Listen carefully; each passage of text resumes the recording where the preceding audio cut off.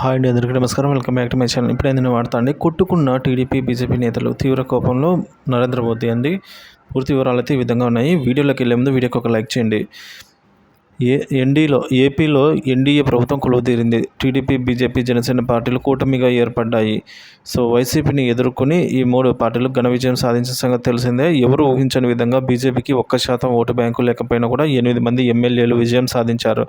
అదే సమయంలో 6 స్థానాల్లో పోటీ చేసిన 3 ఎంపీ స్థానాల్లో విజయం దక్కించుకుంది బీజేపీ. ఏపీలో ఇది అతిపెద్ద విజయం అనే చెప్పాలి బీజేపీకి. ఇక బీజేపీ నుంచి విజయం సాధించిన నరసాపురం ఎంపీ భూపతిరాజు శ్రీనివాసమ్మకు కేంద్ర మంత్రివర్గంలో చోటు దక్కింది. కేంద్ర భారీ పరిశ్రమలు, ఉక్కు శాఖ సహాయక మంత్రిగా ఆయన ప్రమాణ స్వీకారం చేశారు. మేరకు కేంద్ర మంత్రిగా తొలిసారి రాష్ట్రానికి వచ్చిన ఆయన పార్టీ నాయకులతో సమావేశం నిర్వహించారు. ఈ సందర్భంగా ఆయన చేసిన వ్యాఖ్యలు తీవ్ర దుమారం రేపాయి. ఆయన మాట్లాడుతూ, నాకు ఎంపీ సీటు వచ్చిన తర్వాత కూడా కొందరు ఎల్లో బ్యాచ్ నాకు వ్యతిరేకంగా వ్యాఖ్యలు చేశారు.